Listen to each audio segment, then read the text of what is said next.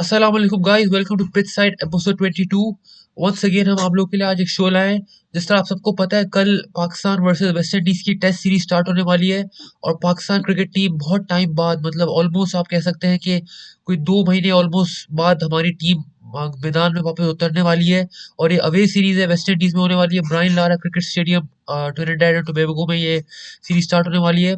Once again as usual मेरे को host अमान ने मुझे ज्वाइन किया कराची से। अमान, आप कैसे हैं आज? मैं बिल्कुल ठीक हूँ, अल्लाह का शुक्र। और बस मैं आपने बिल्कुल सही कहा। लाइक इतने दिनों बाद फाइनली जाके पाकिस्तान क्रिकेट टीम का कोई मैच आ रहा है। लाइक कोई अराउंड 50-60 दिन होने वाले हैं, लाइक जब मैं पाकिस्तान टीम को लास्ट खेलते हुए देखते हुए। तो ऐसे काफी इतने लंबे कैंप, इतने लंबे प्रैक्टिसेस के बाद पाकिस्तान टीम फाइनली ग्राउंड में उतर रही है कल for their first ever test match, like in this year I guess. जी बिल्कुल, आई थिंक हमारे लिए तो ये डेब्यू भी है, क्योंकि हम लोग ने जब से अपना शो स्टार्ट किया है तो पाकिस्तान टीम ने कोई मैच खेला नहीं। तो हमारे लिए भी, हम भी बहुत एक्साइटेड हम्म। हैं कि हम लोग पाकिस्तान का पहला मैच, मतलब वुमेन्स का तो हम लोग कवर कर रहे थे, बट ये मेंस का जो हमारी मेन टीम है उसका पहला मैच होगा। तो we are also very excited to cover this. तो हमारे इस पे, इस सीरीज पे आपके क्या थॉट्स है? क्योंकि ऑफ कोर्स हम लोग एक्साइटेड है पाकिस्तान टीम को देखते हुए।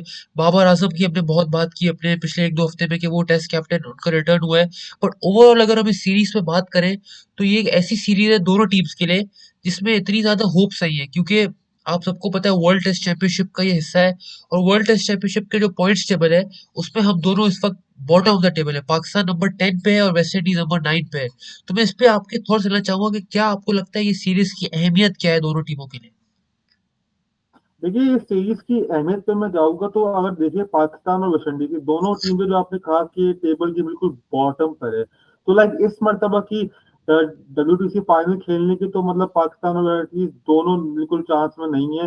इनके लिए, दोनों के लिए यही है कि इस सीरीज से इनको एक अच्छा गो थ्रू मिलेगा, स्पेशली पाकिस्तान के लोग, उन्होंने आगे फर्दर क्या करना है। क्योंकि इंशाल्लाह ताला नेक्स्ट वर्ल्ड कप चैंपियनशिप की साइकिल में पाकिस्तान वो वांट कि वो एक अच्छे नोट पे स्टार्ट करे।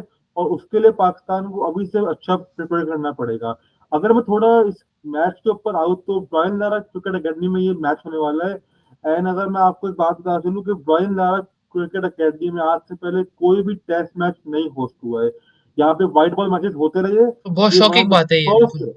हाँ जी, ये first red ball I match think होगा यहाँ जो पे Brian Lara T20 cricket world academy cup में का होगा। सेमीफाइनल हुआ था, अफगानिस्तान वर्सेस साउथ अफ्रीका, जो बहुत ही मतलब अजीब सा मैच था। 50 रन पे अफगानिस्तान पैक हो गई थी। तो ये देखना पड़ेगा कि यहाँ की कंडीशन, जिस तरह आप कह रहे हैं, अगर आज तक कोई टेस्ट मैच नहीं हुआ है तो इसका ये मतलब है कि ये बहुत ही, आप कह सकते हैं, एलियन कंडीशन हो सकती है for test cricket. Exactly, exactly. और मेरे कहीं पे न्यूज में सुनने में ये बात भी आई थी कि जो इस मैच की पिच होगी, फर्स्ट टेस्ट मैच की, वो काफी बाउंसी पिच है। पिच पे काफी ज्यादा ग्रास छोड़ी गई है, क्योंकि वेस्ट इंडीज टीम अपने काफी स्ट्रॉन्ग फास्ट बॉलिंग लाइनअप को बैक कर रही है और पाकिस्तान को चैलेंज करेगी कि वो ऑन द डे उनके इलीट बॉलिंग अटैक के सामने आए। तो ये काफी काफी बड़ा टेस्ट रहेगा पाकिस्तान टीम के लिए, क्योंकि हमने बैक इन द डेज देखा है पाकिस्तान टीम बाउंसी ट्रैक्स पे फास्ट बॉलिंग के आगे काफी ज्यादा स्ट्रगल करती है। बिल्कुल आप सही कह रहे हैं। अगर मैं पाकिस्तान टीम की पर्सपेक्टिव से बात करूं तो बाबर आजम का ये एक, कह सकते हैं, 3.0 एरा है ये, जिसमें वो मतलब बिल्कुल। इतने इतने कमबैक्स, इतने मतलब चांसेस के बाद फिर भी उनको पीसीबी बैक कर रहा है। और एज अ कैप्टन, मतलब आप देख सकते हैं इस तस्वीर में हमने लगाया हुआ है, वो अपना ब्लेजर वेजर पहन के आए हुए हैं, बड़े चौड़े चल रहे हैं। और वो यूट्यूब पे भी बिल्कुल, वीडियो बहुत आपने ज्यादा। देखी होगी अमान उनकी, के जी जी, वो बिल्कुल एडिट्स बिल्कुल चल बिल्कुल रहे हैं बिल्कुल कि बिल्कुल। आपका कप्तान बाबर आजम, ये सब चल रहा है उनका। तो कहते हैं ना, पीआर टीम एक्टिवेट हुई हुई है, फैंस वापस से आए हुए हैं मार्केट में कि हमारा किक आ गया है। तो क्या आपको लगता है कि बाबर आजम इस दफा कर पाएंगे कुछ बड़ा? क्योंकि मैं, एक उनका नैरेटिव जो मैं देख रहा हूँ इस वक्त मार्केट में, वो चल रहा है कि बाबर आजम अब 31-32 ईयर्स की एज में एक मेच्योर पर्सन है, एक मतलब एक्सपीरियंस्ड आदमी है। मतलब 12 साल ऑलमोस्ट हो गए उनको क्रिकेट खेलते हुए इस लेवल पे, कैप्टेंसी भी कर चुके हैं। तो क्या आपको लगता है कुछ अलग देखने को मिलेगा इस दफा बाबर आजम से? हमने बात पहले भी की है, लेकिन अब मैच शुरू होने से पहले आपको क्या लगता है कि इस दफा उनकी बॉडी लैंग्वेज से, उनके एटीट्यूड से आपको कुछ चेंज लग रहा है, या वही आपको घिसा पिटा उनका एक माइंडसेट लग रहा है? देखिए, मैं आपकी बात से, हाँ, मैं बोलना चाहूंगा कि बाबर आजम की हम देखिए पहले भी इतने ज्यादा कम बैक हो चुके हैं, बहुत कुछ हो चुका है। लेकिन टू बी ऑनेस्ट मैं अगर बताऊं तो इस मर्तबा मुझे बाबर आजम के एटीट्यूड में एक पॉजिटिविटी साइन बिल्कुल, दिख रहा है कि बाबर बिल्कुल। आजम एक कॉन्फिडेंस नोट पे इस मरतबा सामने आ रहा है। तो ये कहते हैं ना प्लेयर थोड़ा कॉन्फिडेंस में सामने आता है कि मैं अब इस मरतबा मैंने करके दिखाना तुम सबकी ऐसी की तैसी। तो मुझे लग रहा है बाबर आजम थोड़ा उस मूड में लग रहा है कि वो खुद भी चाह रहे हैं कि यार बस बहुत हो गया, अब मैंने फाइनली करके दिखाना है, और मैं एक्सपेक्ट कर रहा हूँ कि इन 2 मैचेस में 4 इनिंग्स के अंदर एटलीस्ट बाबर आजम की तरफ से हमें 100 तो देखने को मिले ही मिले। जी, बिल्कुल आप सही कह रहे हैं। देखिए उनकी बैटिंग पे तो हमेशा एक आँखें रहती हैं कि वो क्या करेंगे। बट मेरा जो इस वक़्त कंसर्न या आप कह लें कि एक पॉइंट है वो है उनकी कैप्टेंसी, क्योंकि कैप्टेंसी हमेशा उनकी एक मीडियोकर रही है और बहुत ही क्रिटिसिज़्म में रही है। इवन जब वो बैटिंग करते थे, अच्छी रन्स करते थे, लोग उनकी कैप्टेंसी पे फिर भी उस वक़्त सवाल उठाते थे। तो इस दफ़ा देख रहा हूँ क्या वो कुछ अलग करेंगे, क्योंकि हमेशा उनकी कैप्टेंसी को जब डिस्क्राइब करते हैं तो एक डिफेंसिव वर्ड्स उनके साथ एसोसिएट होते हैं कि बड़े डिफेंसिव कैप्टन है, टिमिड अप्रोच रखते हैं, अब जल्दी बैकफुट पे आ जाते हैं। तो मैं पर्सनली देखना चाहूँगा कि क्या अपनी वो कैप्टेंसी में कुछ बदलाव लाएँगे इस दफ़ा? क्या वो थोड़े एग्रेसिव होंगे? क्या वो थोड़े प्रोएक्टिव होंगे? मतलब कहते हैं ना कि staying 2 steps ahead of the game, क्या वो हम देखेंगे कि बाबर आज़म थोड़ा एक डिफरेंट अप्रोच के साथ आएँगे? तो मैं पर्सनली इस चीज़ के लिए बड़ा होपफुल हूँ कि वो कुछ बेहतर अप्रोच लाएँ अपनी टैक्टिकल पर्सपेक्टिव से। एटीट्यूड तो देखिए वो ऊपर कभी अच्छा होता है, कभी बुरा होता है, बट जो आपका टैक्टिकल एबिलिटी है आपकी, क्रिकेट सेंस है, क्रिकेटिंग अवेयरनेस है, गेम अवेयरनेस है, यहाँ पे मैं चाहूँगा कि बाबर आज़म अपनी इम्प्रूवमेंट शो करें। एग्जैक्टली बिल्कुल ठीक कह रहे हैं, क्योंकि बाबर आजम जैसे सीनियर प्लेयर के कह लो पाकिस्तान टीम का इस वक्त मोस्ट सीनियर प्लेयर को अगर टीम में इस वक्त है तो बाबर आजम है। बिल्कुल, लाइक तकरीबन 11 से 12 साल का उनके पास इंटरनेशनल एक्सपीरियंस है, 2 मरतबा कैप्टनसी भी कर चुके हैं टीम की। और लाइक पाकिस्तान, अगर आपको याद हो तो पाकिस्तान लास्ट अवे सीरीज थी बाबर आजम की कैप्टनसी में ही जीता था इन श्रीलंका, जहाँ हमने श्रीलंका को मैचेस हराए थे और अपना हाईएस्ट एवर टेस्ट में रन चेज भी वही किया था। तो बाबर आजम को अब चाहिए कि वो अगर अपना उसी को कैरी करते हुए अच्छे नोट पे सीरीज को एंड करे। बिल्कुल आप सही कह रहे हैं। अब आगे बढ़ेंगे थोड़ा, हम लोग वेस्ट इंडीज़ पे भी बात करेंगे।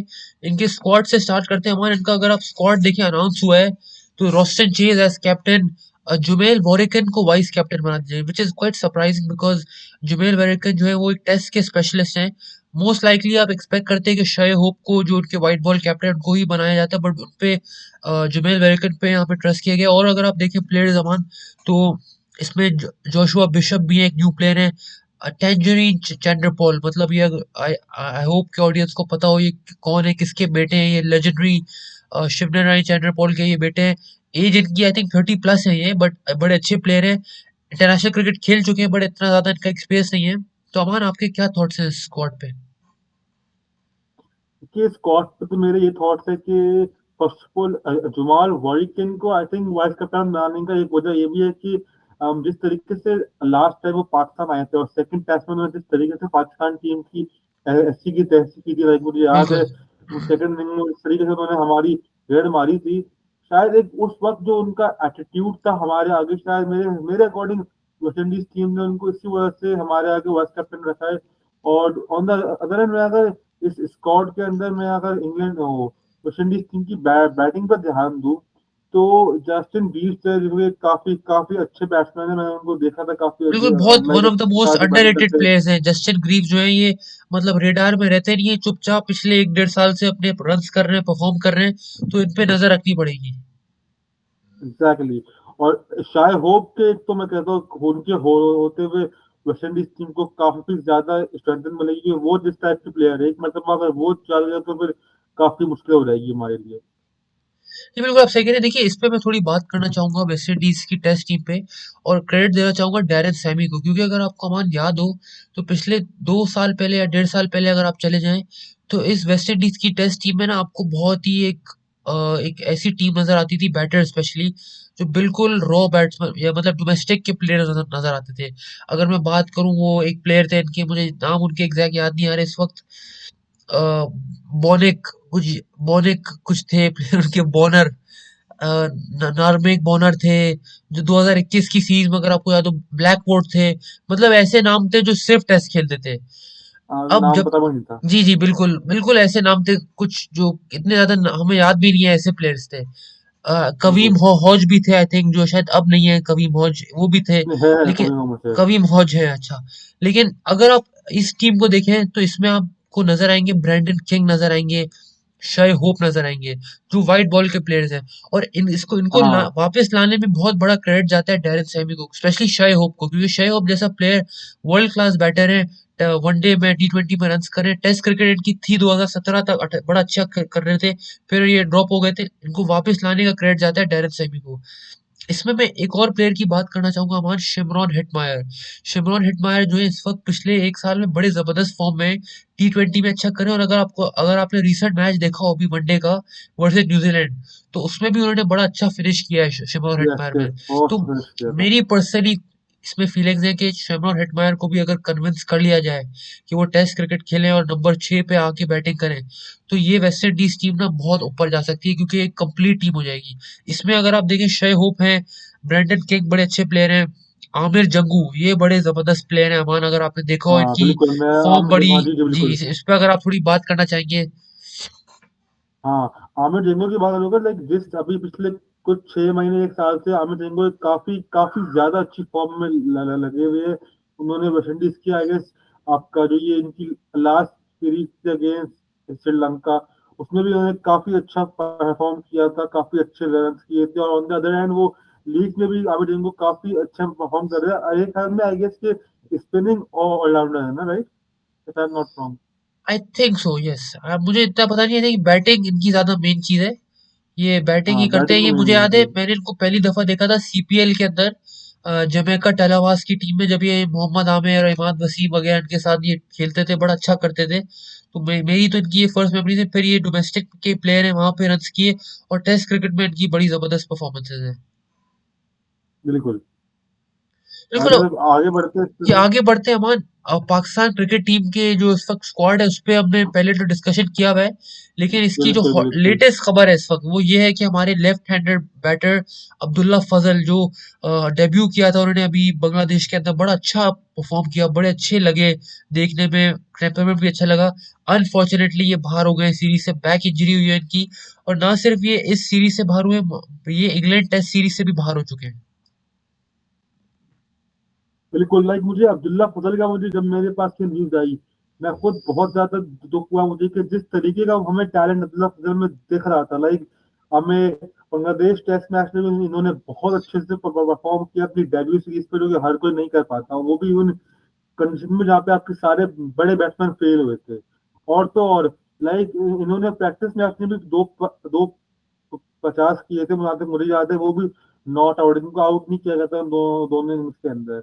तो काफी काफी अच्छे टच में हमें ये दिख रहे थे, काफी अच्छे फॉर्म में थे, डोमेस्टिक में भी रन किए थे। तो लाइक काफी अच्छे फॉर्म में लेके आ रहे थे, और स्पेशली एज अ ओपनर आए थे ये दोनों, अदारा और अब्दुल्ला फजल। तो इन दोनों का ओपनिंग पेयर हमें काफी अच्छा लगा था, लेकिन सैडली अब ये इंग्लैंड टूर से बाहर हो गए। तो ये इनके लिए भी काफी डेवास्टेटिंग रहा होगा, क्योंकि एक प्लेयर के लिए स्पेशली इंग्लैंड टूर पे जाना वाला, ये खेलना एक ड्रीम होता है, ड्रीम कम ट्रू। तो बेचारे का ऑन डेब्यू लाइक अपनी सेकंड सीरीज में उनको इंग्लैंड जाने का मौका मिल जाता, लेकिन सैडली इनके पास से मौका चला गया इनके हाथों से। तो बहुत दुख हुआ इनके लिए।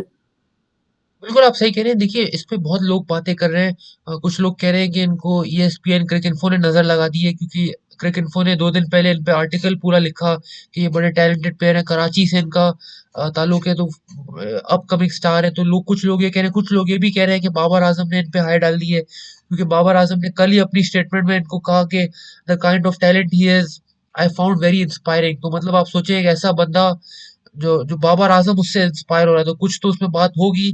तो इन पे बातें चल रही है कि इन पे बैड लक है, क्योंकि if I am not wrong, ये ड्यूरिंग PSL भी ये जब खेल रहे थे रावलपिंडी की टीम के लिए, तो उसमें भी इंजर्ड हो गए थे कैच लेते हुए। और उस वक्त भी डाउट था कि शायद ये बांग्लादेश सीरीज के लिए भी नहीं होंगे, बट वो रिकवर कर गए थे। लेकिन ये जो करंट इंजरी, इस पे मैं अगर थोड़ी और बात करूं, तो ये बैक इंजरी है। और इनका इसमें MRI स्कैन भी हुआ है, जिसपे इनको मेडिकल टीम ने कह दिया गया कि आपको रिहेबिलिटेशन करनी पड़ेगी, और ये इसकी वजह से ये इस पूरे टूर से ये बाहर हो गए हैं। बिल्कुल, एक तो मुझे ना एक बड़ा मेरा कंसर्न है इस टीम के हवाले से, कि लाइक जब भी कोई ऐसी मेजर इंजरी आएगी, इसमें प्लेयर को रिहैब की जरूरत पड़ रही है, इतनी बड़ी स्पीड से जाना पड़ रहा है, ये बेचारे उन्हीं टैलेंट्स पे क्यों आती है, जैसे अब्दुल्ला फजल पे आई, पहले हमारे पास साया मजूब के ऊपर ये ऐसी खतरनाक इंजरी आई थी। ये उन्हीं प्लेयर्स पे आती है जिनमें हमें काफी ज्यादा प्रॉमिसिंग टैलेंट दिखाई देता है। लेकिन अफ़सोस के साथ ये उन प्लेयर्स पे नहीं आती जो कि हमारे पास माशाल्लाह से क़यामत से हम पे मुसल्लत किए गए, जैसे इमाम उल हक हो गए, मोहम्मद रिज़वान हो गए।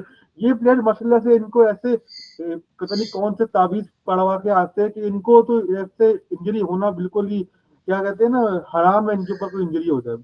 ये बिल्कुल आप जाए इन सही कह रहे हैं। मासूमों के ये ऊपर ये इंजरी कुछ आती मतलब रहती आप है। कह सकते हैं कि शायद उनकी फिटनेस ही इतनी जबरदस्त है जिनके आपने नाम लिए कि वो अनफिट होते ही नहीं है, या कुछ और ऐसी बैकडोर चीज भी हो सकती है। अच्छा, मैं एक और बात करना चाहूंगा, सऊद शकील भी आई थिंक इस टूर का हिस्सा नहीं है, क्योंकि मैं आर्टिकल मेरे सामने है एग्ज़ैक्टली, इस वक्त कि सऊद शकील स्क्वाड में थे लेकिन सब्जेक्ट टू फिटनेस थे। तो अवेज जफर जिनका नाम मुझे शो से पहले बता रहे थे, उनको एज अ बैकअप रखा गया था और मोस्ट लाइकली वो डेब्यू करेंगे। लेकिन अमान, मैं इस पे एक बात करना चाहूंगा। ये सऊद शकील भी नहीं है अब हमारे साथ, और फजल भी नहीं है। तो आपको क्या लगता है कि पाकिस्तान टीम को, बेशक अभी तो वो खिला लेंगे, शायद इमाम उल हक को खिला लेंगे या अवेज जफर को खिला देंगे, लेकिन कहीं ना कहीं आपको एक बैकअप की जरूरत होगी, रिप्लेसमेंट की, जो अभी तक अनाउंस नहीं हुआ है। तो आपके दिमाग में कोई इस वक्त नाम है जो हम लोग बुला सकते हैं पाकिस्तान से किसी प्लेयर को इस पूरे बिल्कुल, अपकमिंग टूर्स के लिए? बिल्कुल। देखिए ये नाम बिल्कुल आपके दिमाग में भी होगा और सिर्फ़ इसमें एक नाम आता है वो है कामरान बिल्कुल, गुलाम। मैं भी यही सोच कि रहा था, वो बिल्कुल। एक वही बिल्कुल एग्ज़ैक्टली क्योंकि वही प्लेयर है जिसने हमें एक तो उसको पहली बात तो ना ही वो टेस्ट से बाहर बनता था, ना ही वो ओडीआई से बाहर बनता था। बिल्कुल, आपने उसको पहले वनडे से बाहर किया, फिर आपने उसको टेस्ट से बाहर किया। जबकि उस बंदे की लाइक वो तो काफ़ी अच्छे फ़ॉर्म में भी है, अभी उनके लास्ट डोमेस्टिक टूर्नामेंट में उन्होंने काफ़ी अच्छे स्कोर से रन किए थे। तो मेरे अकॉर्डिंग इस वक़्त पाकिस्तान टीम को चलो पहला टेस्ट मैच तो कर लिया तो उसमें तो पॉसिबल नहीं है, लेकिन उसके बाद पाकिस्तान टीम को अब्दुल्ला फजल की रिप्लेसमेंट में बिल्कुल फौरन फौरन कमान गुलाम को बुला लेना चाहिए और उनको मैचेस भी खिलाने चाहिए बिल्कुल क्योंकि आप सही कह रहे हैं। अभी इसमें मैं पाकिस्तान टीम को जी, जरूरत है उसकी। इसमें मैं एक और नाम देना चाहूँगा, क्योंकि देखिए Abdullah Fazal left handed batter हैं, तो कहीं न कहीं आप चाहेंगे कि यार एक लाइक फॉर लाइक रिप्लेसमेंट, बिल्कुल कामरान गुलाम एक ज़बरदस्त रिप्लेसमेंट हो सकते हैं। पर मैं चाहूँगा कि इसमें साइम अयूब का भी नाम रहे, क्योंकि साइम अयूब भी एक लेफ्ट हैंडर है, और ठीक है उनकी फ़ॉर्म अच्छी नहीं थी, बट हमने उनको टेस्ट से ना टी20 की बुरी परफ़ॉर्मेंस में निकाला है। ये हकीकत यही है कि जब उनकी टी20 में फ़ॉर्म खराब हुई, तो हम लोग एज़ यूजुअल वही करते हैं कि फॉर्मेट को मिक्स कर देते हैं और प्लेयर्स को एक गलत फॉर्मेट से निकाल देते हैं। तो मुझे लगता है अगर कुछ ना कुछ सेंस प्रिवेल होती है तो शायद साइम अयूब पे भी जा सकते हैं, क्योंकि देखिए हमने उन पे इन्वेस्ट बहुत किया है। और अगर आप बात करें ओवरसीज बैटिंग एक्सपीरियंस का, तो साइम अयूब को उसमें बहुत एक्सपीरियंस है। वो टॉप बॉलर्स को खेल चुके हैं, उनको तजुर्बा है कि कैसे खेलना है। तो इस पे मेरे ये थॉट्स है, हम आगे बढ़ेंगे अमान। एक और खबर इस स्टोर के रिलेटेड है कि अलजारी जोसेफ, ये वेस्ट इंडीज की तरफ से है, कि अलजारी जोसेफ जो एक बड़े एक्सपीरियंस बॉलर है, 10-11 साल से वो खेल रहे हैं वेस्ट इंडीज के लिए, इनका भी नाम था ओरिजिनल स्क्वाड में जो वेस्ट इंडीज ने अनाउंस करना था, बट इन्होंने खुद से डिक्लाइन कर दी सिलेक्शन, और वजह नहीं बताई, बट ये खुद अपने आप को अनअवेलेबल उन्होंने कर दिया है। देखिए आपने बताया जैसे कि लाइक इस आज के शो से पहले मुझे नहीं था इस बात का आइडिया कि जाहिद जोसेफ ने अपनी सिलेक्शन को लाइक डिक्लाइन किया है तो काफी ज्यादा बड़ी बड़ी बात है कि जब आपको टीम सेलेक्ट कर रही है और आप उस पर मना करते हैं कि मुझे नहीं खेलना वो भी ऐसे टूर पे जहाँ पे कंडीशंस आपके फेवर में होगी लाइक जिस तरीके की पिचेस बननी थी उस पर तो जाहिद जोसेफ को बहुत ज्यादा मजा आना था बॉलिंग करने का और अगर जाहिद जोसेफ इस स्क्वाड का हिस्सा होते मेरे अकॉर्डिंग वेस्ट इंडीज का बॉलिंग अटैक बहुत ज्यादा फिर डेडली बन जाता क्योंकि उसमें जिस तरीके का इनकी हाइट है और जिस तरीके की बॉल ये जिस पेस पे करते हैं काफी काफी ज्यादा वेस्ट इंडीज की बॉलिंग को ये स्ट्रेटन करते लेकिन इस तरीके से लाइक इतने सीनियर प्लेयर का इस तरीके से सिलेक्शन को डिजाइन कर देना एक काफी शॉकिंग स्टेटमेंट है। बिल्कुल आप सही कह रहे हैं। इसमें जो मेरे सामने इस वक्त आर्टिकल खुला हुआ है उसमें ये लिखा हुआ है कि Alzarri Joseph was unavailable for selection due to personal reason. तो उन्होंने कोई रीजन नहीं दिया, मतलब ये ऐसा कुछ नहीं था कि ये अनफिट थे या ये कुछ मतलब खेलने के लिए रेडी नहीं थे, क्योंकि आई थिंक इंजरी से अभी रिकवर किया था उन्होंने, और ये अभी रिसेंटली इस न्यूजीलैंड के खिलाफ खेला भी है उन्होंने। तो ऐसा नहीं है कि ये मतलब इनका कोई प्रॉब्लम था। अगर मैं इस वक्त डैरेन सेमी के कोट की बात करूं तो उन्होंने कहा है कि या it's a big loss mister mister Joseph, मतलब उन्होंने, आप कह सकते हैं थोड़ा सरकास्टिक मैनर में इसका एड्रेस किया है कि मिस्टर जोसेफ बिल्कुल हैज बिल्कुल declined exactly. Declined selection, that's the reality of the situation. तो ये बड़ा अजीब सा उन्होंने ये भी कहा कि he was selected, I mean he is now coming from injury. तो आई थिंक मोस्ट लाइकली आप ये कह सकते हैं कि शायद अल्जारी जोसेफ जो है इंजरी से जब बॉलर वापस आता है तो शायद वो टेस्ट क्रिकेट में अपने आप को थोड़ा सा एक टाइम देना चाहता होगा कि यार अभी मैंने वनडे खेला है, T20 खेला है, टेस्ट में मैं शायद थोड़ा टाइम लेता हूँ, तो मोस्ट लाइकली ये हो सकता है। मुझे नहीं लगता पर्सनली, अगर आप मुझसे पूछे अमान, तो मुझे नहीं लगता कि वेस्ट इंडीज को इससे कोई बहुत बड़ा नुकसान होगा, क्योंकि अगर अगर आप फिर भी मैं इनका वापस स्क्वाड लगाऊं अगर, तो इसमें आप देख सकते हैं कि इसमें जेडन सील्स भी हैं, किमार रोज भी हैं, और शमार जोसफ भी है, तो मतलब ये तीन टॉप क्वालिटी के बॉलर्स हैं। किमार रोच आपको पता है कि उनकी जो स्पेशलिटी है वो है कि वो सीम स्विंग पे बड़ा अच्छा उनका कंट्रोल है, और अगर आपको याद हो 2021 में इन्होंने हमें सिंगल हैंडली टेस्ट हरा दिया था अपनी बॉलिंग से और बैटिंग से भी, तो इनको देखना पड़ेगा। ये टॉप बॉलर है। शमार जोसफ का तो सबको पता है कि पिछले 2-3 साल से वो टॉप बॉलर रहे हैं, वेस्ट इंडीज के पेस है उनके पास, लाइन लेंथ भी है। और अगर आप बात करें जेडन सील्स, तो मैंने पिछले शो में बात की थी, he is one of the most underrated bowlers in the world in test cricket. हाँ, बिल्कुल आप सही कह रहे हैं। लाइक मैं आपकी बात से मैं एग्री करूंगा। लाइक इतना ऑफेंसिव प्रेजेंस कि एट द एंड आपको मैक्सिमम 3 पेस यदि वेस्ट इंडीज खिलाएगा, उसमें बिल्कुल। शमार जो उसका नाम आता है, किमार उसका नाम आता है, जेडन का नाम आता है। तो अगर लाइव अगर सब ये लाइव भी है जस्टिन तो जस्टिन उतना ग्रीव, ज्यादा इफेक्ट नहीं जी पड़ेगा। जस्टिन ग्रीव भी जो है थे, ये मीडियम पेसर है, तो इनसे भी आप एक्सपेक्ट कर सकते हैं कि ये कुछ दिन के कोई 7-8 ओवर डाल दें तो ये भी एक अच्छे ऑप्शन हो सकते हैं। तो आई थिंक मुझे ही लगता है अल्जारी ओह जोसेफ अच्छा का इतना अच्छा। बड़ा लॉस होगा। हाँ, ये आप कह सकते हैं कि अगर कोई बॉलर अनफिट हो गया तो फिर शायद मसला हो सकता है। उसके लिए इन्होंने आई थिंक कीमो पॉल को रखा है, जो मुझे नहीं समझ आ रहा कि कैसे आ गए वापस टीम में ये। इतना ज्यादा मैं इनको पर्सनली रेट नहीं करता, बट कहीं ना कहीं उन्होंने डोमेस्टिक में कुछ अच्छा किया होगा तो उनको लिया गया है।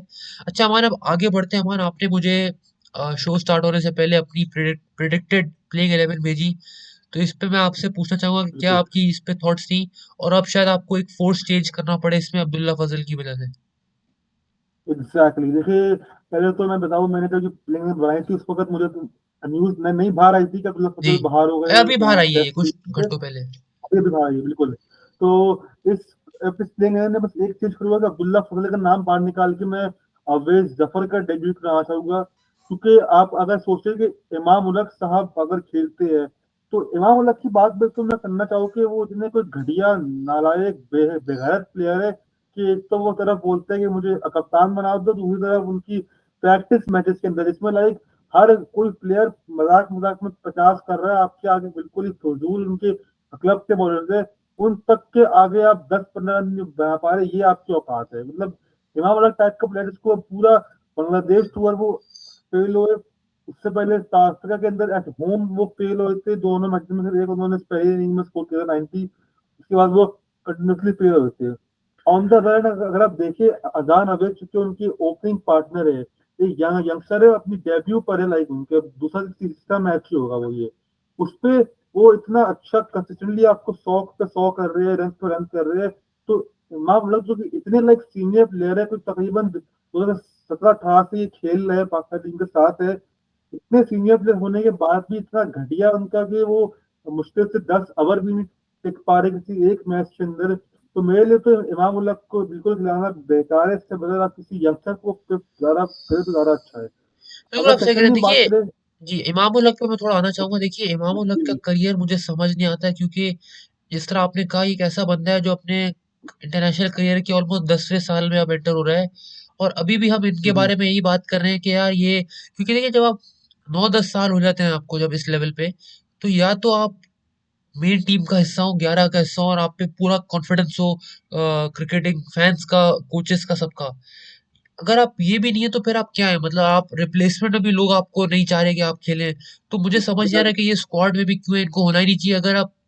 अगर आपको एक रिप्लेसमेंट चाहिए तो इनकी जगह आप किसी यंगस्टर को ही रख लेते हैं टीम में अपने साथ। मैं भी पर्सनली चाहूंगा कि अगर हम लोग किसी रिप्लेसमेंट पे जाना है तो मैं पर्सनली शान मसूद से ओपन करा लूंगा, इसी इसी प्लेइंग 11 में शान मसूद को एज ओपनर ले आऊंगा, और फिर बाकियों को एक एक नंबर ऊपर ला के आप एक और प्लेयर मिडिल ऑर्डर में डाल सकते हैं, जिस तरह आपने गाजी गौरी की बात की थी कि आप उनको खिला सकते हैं एज अ बैटर, तो ये ज्यादा अच्छा हो सकता है। एग्जैक्टली। क्योंकि शान मसूद ने देखिए, शान मसूद जिस इंटेंट से उन्होंने प्रैक्टिस मैच में खेला, क्योंकि शान बिल्कुल। मसूद के ऊपर भी एक साइकोलॉजिकल प्रेशर नहीं होगा कप्तानी है। क्योंकि जब उनके ऊपर कैमरा एक्टिविटी थी तो जाहिर सी बात है, आपके एक प्लेयर पे कुछ भी ना करे तो उस पर क्या एक प्रेशर होता ही होता है। शाह मसूद के ऊपर से एक प्रेशर वो हट जाएगा। और दूसरा उनको अपने ऊपर से ये दाग हटाना है कि वो लाइक उनको कप्तानी की वजह से काफी ज्यादा क्रिटिसिज्म सुनने को मिला था। पीसीबी ने, आकिब जावेद ने सारा का सारा मलबा कप्तान शाह मसूद के ऊपर डाल दिया था। शाह मसूद भी काफी मेरे ख्याल से अब एक अग्रेसिव मार्केट से एंटर करेगी कि उनको अब रन करके दिखाने और प्रूव करने अपने आप को कि वो एक बहुत अच्छे टेस्ट के प्लेयर, जो कि मेरे अकॉर्डिंग वो है। बिल्कुल आप सही कह रहे हैं। देखिए शान मसूद की हम बात करें तो मुझे लगता है ये जो सीरीज है ना ये उनका एक आखिरी वक्त भी हो सकता है क्योंकि वो कैप्टनसी तो चली गई है, एज भी उनकी 36 प्लस हो गई है। तो अब उनका ना करियर में ये है कि भाई अब रोज रन करने हैं उनको, मतलब ऑलमोस्ट एवरी अदर इनिंग उनको रन बनाने हैं। क्योंकि पहले वो कैप्टनसी पे बच जाते थे कि यार ये कैप्टन है, ये फॉर्म अगर ऊपर नीचे होती भी है तो कोई मसला नहीं है। अब वो एक प्लेयर है, तो एज अ प्लेयर उनको अपना बेस्ट देना होगा, रन करने होंगे। और होपफुली मैं भी चाहता हूँ कि वो अच्छा करे क्योंकि हमारे पास नहीं है प्लेयर्स। अगर आप ऑनेस्टली मुझसे पूछें तो टेस्ट के अंदर बैटिंग हमारी बिल्कुल डिमिनिश हो गई है। और इस टीम में अगर मैं इस वक्त स्क्वाड देख रहा हूँ अमान, तो इतने प्लेयर्स हैं नहीं। तो आप सही कह रहे हैं, मोस्ट लाइकली हम लोग इमामुल हक को ही खिलाएंगे क्योंकि अवेश जफर की मैं बात करूँ तो ये एक डेब्यूटेंट होंगे अगर खेलते हैं, 26 साल इनकी उम्र है। तो इनका चांस मुझे बड़ा टफ लग रहा है। इमामुल हक ही मोस्ट लाइकली खेलेंगे। अच्छा अमन, इस टीम में आपने कोई स्पिनर पिक नहीं किया, आपने साजिद खान जो इस वक्त स्क्वाड का हिस्सा भी है, आपने उनको नहीं पिक किया। तो आपको लगता है क्या ये सही डिसीजन है कि कोई स्पिनर आप नहीं खिलाएं और सिर्फ सलमान आगा पे आप बैक करें? आई एम सॉरी, मैंने आपको आपने गौर नहीं किया। अली उस्मान इसमें नाम है, जो कि लेफ्ट आर्म स्पिनर अच्छा, है, जो कि ये मैं जिनको बिल्कुल सॉरी, जी हाँ। माजरत करना चाहूंगा। मैं समझता था कि ये कोई पेसर है, लेकिन अच्छा अगर ये स्पिनर है तो बिल्कुल ठीक है, आपने इनको अच्छा इंक्लूड किया है। मैं पर्सनली शायद साजिद पर ही जाऊं क्योंकि साजिद का एक्सपीरियंस है, वो पिछले कुछ 5 साल से वो स्क्वाड में रहते हैं, तो मैं तो उन पे शायद चले जाऊं। लेकिन देखिए, मैं इस पे मैं आता हूँ, पहले मैं बात कर लूँ पाकिस्तान टीम के मिडिल ऑर्डर की। जी। पाकिस्तान टीम को जो ये टेस्ट टीम का मिडिल ऑर्डर है, इसमें बाबर, सलमान और मोहम्मद रिजवान आते हैं। मैं कहता हूँ ये एक थोड़ी सी चीज़ है जो बिल्कुल मुझे कहते हैं ना, एक सॉर्टेड टीम लगती है कि इस मिडिल ऑर्डर में आपके पास बिल्कुल परफेक्ट बैट्समैन है, जो अभी करंट लॉर्ड की बिल्कुल टॉप बैट्समैन है, लाइक बाबर, रिजवान और सलमान। ये तीन वो बैट्समैन जो कि आपके लाइक मिडिल ऑर्डर को काफी ज्यादा मजबूत करते हैं, और इसमें कुछ चेंजेस मुझे होते हुए देखने दे रही है कि काफी तीनों काफी टेस्ट से काफी अच्छे प्लेयर्स है। बिल्कुल आप सही कह रहे हैं। देखिए ये एक स्टेबल आपका मिडल ऑर्डर है, बट देखना वही होगा ना कि बिल्कुल। नाम पे तो ये चल रहे हैं कि बड़े प्लेयर हैं, लेकिन क्या ये रन्स कर पाएंगे? रिजवान का भी आपको पता है फॉर्म कोई खास नहीं है। वो बांग्लादेश में एक उनकी 90 की इनिंग आ गई थी, उसके अलावा बिल्कुल वो फ्लॉप चल रहे हैं। पीएसएल में बिल्कुल कुछ नहीं कर पाए। और देखिए ये पिछले साल अगर आपको याद हो, हमारे इसी टाइम के दौरान अगस्त के अंदर, जुलाई अगस्त के अंदर ही हमारी टीम गई हुई थी वेस्ट इंडीज में वनडे और टी20 खेलने में। टी20 तो हम जीत गए थे सलमान आगा की कैप्टनसी में, पर वनडे सीरीज आपको याद होगी अमान, जिस तरीके से हम लोग जलील हुए थे उस सीरीज में। पहला मैच जीत गए थे, लेकिन अगले 2 मैचेस में, एक मैच में तो आई थिंक थर्ड वनडे में तो कोई 50 60 70 80 पे हम लोग पैक हो गए थे। तो यही प्लेयर्स थे, बाबर आजम, रिजवान। और तो बहुत ये ऐसी कंडीशन है जहाँ पे कुछ भी हो सकता है, तो कुछ भी हम एक्सपेक्ट कर सकते हैं। देखना ये होगा कि हम लोग कैसा यहाँ पे करते हैं। बॉलिंग पे अगर मैं आ जाऊँ अमान, तो अब्बास आपने इनको इंक्लूड किया है, मोहम्मद अली को किया है, खुरम शहजाद को किया है। तो बड़े अच्छा इसमें है कि आमिर जमाल भी है। उबैद शाह का आपने इसमें नहीं इंक्लूड किया, तो क्या ये आपको लगता है ये उबैद शाह का चांस है या वो बेंच पे बैठेंगे? देखिए, फर्स्ट ऑफ ऑल मैं बात करूंगा, मैं आमिर जमाल, जो कि एक आई थिंक स्क्वाड में इकलौते फास्ट बॉलिंग ऑलराउंडर है। एक तो मुझे चीज समझ में ये नहीं आती कि आप किसी प्लेयर को स्क्वाड में लेके आते हो, then बिना खिलाए उसको बाहर कर देते हो और अगले बंदे को ले आते हो। जी। लास्ट सीरीज के अंदर हमने अमाद भट्ट को स्क्वाड में लिया था, उनको बिना डेब्यू किए आपने बाहर निकाल दिया, and एकदम से आपको आमिर जमाल पे इतना वो ट्रस्ट हो गया कि आमिर जमाल हमारे साथ जाएंगे नेक्स्ट ओवर पे। तो फर्स्ट और आमिर जमाल की बात करें तो लाइक एक अच्छा ऑलराउंडर है, थोड़ी बहुत बैटिंग बॉलिंग दोनों कर लेते हैं, लेकिन इनको मैं कहूंगा लाइक इनकी बॉलिंग में थोड़े फ्लॉज है कि इतनी कोई खास लाइन इनकी अच्छी नहीं है। एट टाइम्स ये थोड़ा पिट जाते हैं। उसके बाद अगर मैं आगे बढ़ूं, तो जैसे आपने बात करी कि अली उस्मान की जगह साजिद खान को होना चाहिए था। अगर आपने देखा हो तो प्रैक्टिस मैच के अंदर हम देखे तो साजिद खान ने एक बहुत ही एवरेज बॉल की थी, इनका बॉल इतना ज्यादा टर्न हो नहीं रहा था। On the other and Ali Usman ने दोनों इनिंग्स में दो दो विकेट ली थी और काफी अच्छी लाइक लेफ्ट आर्म बॉलिंग कर रहे थे। और वेस्ट इंडीज की प्लेइंग 11 में भी लेफ्ट से ज्यादा राइटी बैट्समैन है, तो मेरे अकॉर्डिंग अली उस्मान का होना एक काफी अच्छा है, क्योंकि वो काफी अच्छी बॉलिंग कर रहे हैं लेफ्ट आर्म स्पिनर। अगर फास्ट बॉलिंग के ऊपर मैं आऊँ, जैसे एक बात बोलूंगा मैं, अब जी। फास्ट बॉलिंग में मैं आता हूँ, तो आपने कहा कि उबैद शाह का ना होना। उबैद शाह के ना होने की वजह ये है कि अभी तो वो थोड़ा ज्यादा यंग है। मैं अगर तो हम उबैद शाह को ट्राई करेगी तो मेरे अकॉर्डिंग वो खुरम शिराज की जगह ट्राई करेगी, क्योंकि खुरम शिराज का पेस, बात आ जाती है पेस की। खुरम शिराज का पेस जो 130 135 के अकॉर्डिंग है, तो ज्यादा पेस वो भी यूज नहीं करते। तो अगर आप नेक्स्ट मैच में खुरम शिराज को ड्रॉप करते हो, क्योंकि मुझे पता है वो पहले मैच में तो वो खेलेंगे, तो अगर आपको उबेर को लेके आना है तो मेरे अकॉर्डिंग खुरम शिराज का ड्रॉप होना बनता है। उसके बाद आप उबेर को ट्राई कर सकते हो, मुझे पेस के लिए, ये वो तेज बॉलिंग करते हो उबेर। जी बिल्कुल आप सही कह रहे हैं। देखिए मुझे लगता है ये टूर आपका काफी लंबा होगा, 5 टेस्ट आपने खेलने हैं, 2 या 3 इंग्लैंड में। और खुरम शहजाद जो है थोड़े इंजरी प्रोन भी हैं, तो मोस्ट लाइकली उबैद बिल्कुल। शाह का चांस बन जाएगा मोस्ट लाइकली। या तो सेकंड टेस्ट में वो खेल लेंगे, मोस्ट लाइकली वो डेब्यू भी कर सकते हैं, हमें क्या पता। हाँ हाँ। बट उबैद शाह को मैं देखना चाहता हूँ, उनको अच्छे बड़े जबरदस्त उनका एक्शन है, हार्ड लेंथ पे वो जाते हैं। बट शायद मेरी जो इस पे प्रिडिक्शन है वो है कि हम लोग सेफ्टी पे जाएंगे और एक्सपीरियंस बॉलर्स पे पिक करेंगे। अब्बास हो गए, खुरम हो गया, और मोहम्मद अली भी शायद खेल जाए इसके अंदर। आपने बात की अली उस्मान, मैं ऑनेस्टली इनको देखा नहीं है कभी बॉलिंग करते हुए, तो मैं इतनी इस पे बात कर नहीं सकता, विच इज वाई मैं कह रहा था कि साजिद खान पे जा सकते हैं, क्योंकि साजिद खान जो है वो बैटिंग भी कर लेते हैं, नीचे से आगे थोड़ा हिटिंग में है एबिलिटी। और देखिए प्रैक्टिस मैच जो तो होता है ना, वो ठीक है, आपने कहा कि परफॉर्म नहीं किया, लेकिन practice match at the end of the day is just practice, तो प्लेयर्स उसमें इतनी ज्यादा इंटेंसिटी से नहीं बॉलिंग करते हैं, असली मैच में वो थोड़ा हार्ड आते हैं। तो ये हमें देखना होगा। अब अपने शो को थोड़ा एंड की तरफ लाएंगे अमान, मैं आपसे थोड़ा पूछना चाहूंगा आपकी इस सीरीज पे प्रेडिक्शंस। कि आपको क्या लगता है इस सीरीज का? सबसे पहले मैं रिजल्ट की बात करूंगा, तो 2 टेस्ट ही हैं इसके अंदर, तो हम इतना कुछ उस पर कहेंगे नहीं, बट आपकी क्या प्रेडिक्शन है इसके अंदर? देखिए, मैं तो चाहूंगा पाकिस्तान दोनों मैचेस जीते, क्योंकि अब बिल्कुल। बहुत टाइम हो गया पाकिस्तान ने टेस्ट मैच में अच्छा करे। लेकिन अगर हम रियलिस्टिकली बात करें, तो लाइक एक प्रॉपर प्रैक्टिस मैच खेलने के बाद, हम 50 दिन का रेड बॉल कैंप करने के बाद, पाकिस्तान टीम के पास कोई बहाना नहीं बचता कि वो एटलीस्ट एक मैच तो डोमिनेट करके जीते। बिल्कुल आप सही कह रहे हैं। देखिए मैं पर्सनली समझता हूँ कि ये सीरीज 1-1 होगी, क्योंकि वेस्ट इंडीज घर पे जब मैं खेलती भी है तो बिल्कुल। घर पे जब वो लोग खेलते हैं तो अच्छा करते हैं। और इस वक्त कहीं ना कहीं उनका ना मोमेंटम बना हुआ है, बेशक वो अभी न्यूजीलैंड से वनडे सीरीज हार गए, बट 3-2 वो जीत भी गए, मतलब 2 टेस्ट वनडे जीते उन्होंने। एंड में जिस तरह शिमोन हिटमैन ने उनको वनडे जिताया। और अगर आप उससे पहले चले जाए तो वेस्ट इंडीज के खिलाफ उन्होंने आई थिंक 1 टेस्ट जीता था शायद, या ड्रॉ किया था कुछ। तो वो ऐसा नहीं कि बुरी क्रिकेट खेल रहे हैं, डिसेंट क्रिकेट खेल रहे हैं। और under Darren Sammy they are a much better team. उनके बैटर्स फॉर्म में है, शे होप बड़े जबरदस्त फॉर्म में है इस वक्त, जस्टिन रीज फॉर्म में है। इसमें और बॉलिंग की हमने बहुत ऑलरेडी बात की, तो उनके पास प्लेयर्स हैं, तो मैं प्रेडिक्शन मेरी है 1-1। अच्छा अगर हम थोड़े इंडिविजुअल उस पे हैं, तो आपको क्या लगता है इस सीरीज के अंदर जो हाईएस्ट रन स्कोरर है वो कौन हो सकता है? मुझे पर्सनली मेरा ओपिनियन ये है, मुझे जो फीलिंग आ रही है इस मतलब हाईएस्ट स्कोर 2 मैच की चीजें उससे ज्यादा रन होगी नहीं, लाइक 4 ही इनिंग्स होगी। तो अजान अवेश की मुझे फीलिंग आ रही है कि वो इस सीजन में बड़ा करते हुए दिखाई देंगे। बिल्कुल मुझे लगता है अजान अभी इसका अच्छा होगा। मुझे लगता है इस सीरीज में ना वेस्ट इंडीज में, देखिए वेस्ट इंडीज में ऊपर से रन्स करना थोड़ा टफ हो जाता है, specially if the ball is moving around. तो मुझे लगता है ये सीरीज डिसाइड करेगी मिडिल ऑर्डर्स के अंदर, कि दोनों टीम का मिडिल ऑर्डर जो अच्छा परफॉर्म ज्यादा करेगा वो शायद इस सीरीज को जीत जाएगा। मैं समझता हूँ कि इसमें सलमान अली आगा का बड़ा वन सेकेंड रोल होगा, क्योंकि वो एक ऐसे प्लेयर हैं जो ऐसी विकेटों पे अच्छा कर सकते हैं।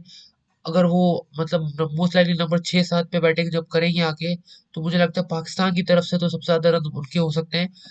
और कोई भी हो सकता है, हम लोग सब लोग चाहेंगे बाबर आजम रन करें, बट मैं इसमें बिल्कुल। बैक करूंगा सलमान अली यादव को। विकेट्स की अगर हम बात करें तो मुझे लगता है कि जो जेडन सील्स है वो इसमें विकेट्स बहुत लेंगे, यंग है, फास्ट है। वो मेरी प्रेडिक्शन। आपकी क्या इस पे थॉट्स है? मुझे बॉलिंग में बताओ, मुझे मोहम्मद अली की आपने इतनी बात की कि मुझे मोहम्मद अली काफी लीथल लगने वाले, क्योंकि जिस तरीके की फॉर्म में अली इस वक्त है, वो कंसिस्टेंटली 145 प्लस की बॉलिंग कर रहे हैं, और काफी काफी अच्छी लेंथ को हिट कर रहे हैं, काफी अच्छी यॉर्कर्स मार रहे हैं। लाइक उन्होंने प्रैक्टिस में भी 5 लिया था, जो कि काफी काफी अच्छी बात है, क्योंकि मोहम्मद अली का मुझे पहले से लगा है कि जिस तरीके की फॉर्म वो पीएसएल से लेकर आ रही है, तो मोहम्मद अली हमें मुझे ऐसी फीलिंग है कि वो इस सीरीज में एटलीस्ट 10 विकेट तो ले ही लेंगे। बिल्कुल आप सही कह रहे हैं। देखिए ये मोहम्मद अली अगर खेलेंगे तो होगा, होपफुली वो खेलते हैं। और अगर मैं बात करूं खेलेंगे तो खेलेंगे। वेस्ट इंडीज से किमार रोज को मैं देखना चाहूंगा वन से, हमने इनकी बहुत पहले बात की। बहुत जबरदस्त बॉलर है, वन ऑफ द मोस्ट कहते हैं ना ओल्ड टाइम के ये बॉलर, 2009-10 से इनका क्रिकेट करियर चल रहा है। इनको पिछले साल ड्रॉप कर दिया गया था वर्सेस ऑस्ट्रेलिया, और यही चल रहा था कि शायद इनका करियर अब फिनिश हो गया, बट इनको वापस बुलाया गया। इन्होंने रिसेंटली 300 विकेट्स भी लिए हैं, तो इनको मैं देखना चाहूंगा। और ये ज्यादातर हमें पाकिस्तान टीम को बहुत तंग करते हैं। मुझे याद है यार, अली कहते थे हमारे अजहर अली को बहुत तंग करते थे ये। अ, असद शफीक को उन्होंने बड़ा आउट किया है। तो ये एक ऐसे बॉलर है जो हमें काफी चैलेंज करते हैं। तो हमारा अब अपने शो को एंड की तरफ लाते हैं। आज हमने बहुत डिटेल डिस्कशन किया है इस सीरीज पे। दोनों तरफ से हमने एक बड़ा अनबायस्ड होके बात की है, दोनों टीम को एनालाइज किया। तो आपके आज के शो पे क्या थॉट्स थे? तो मेरे आज के ऊपर थॉट्स थे कि काफी मजा आया, काफी अच्छा लगा। हमने दोनों टीम्स के ऊपर एक डिटेल्ड एनालिसिस किया कि कौन ऑन द डे अच्छा करके दिखा सकता है। और बस मैं खुद काफी एक्साइटेड हूँ कल के लिए। कल शाम 7 बजे पाकिस्तान टाइम के अकॉर्डिंग ये मैच स्टार्ट होगा। एंड देन ठीक मैच के फौरन बाद हम लोग बिल्कुल हमारी इस मैच के ऊपर एक डिटेल्ड वीडियो आएगी on the day one of बिल्कुल, हम लोग टेस्ट कोशिश मैच। करेंगे, अपनी बेस्ट कोशिश करेंगे कि हम इस टेस्ट मैच और टेस्ट सीरीज को डे बाय डे कवर करें, और आप लोगों के लिए एक कहते हैं ना एंड ऑफ डे एक शो करें। तो हम लोग अपनी पूरी कोशिश करेंगे। प्लीज चैनल को सपोर्ट करिए। अपने देखने वालों से रिक्वेस्ट है कि अपने फैमिली फ्रेंड्स में इसको शेयर करें। हम लोग अपनी पूरी कोशिश करते हैं अच्छा एनालिसिस करने की, और हम लोग इम्प्रूव भी करेंगे। तो आज के लिए इतना ही है। अल्लाह हाफिज।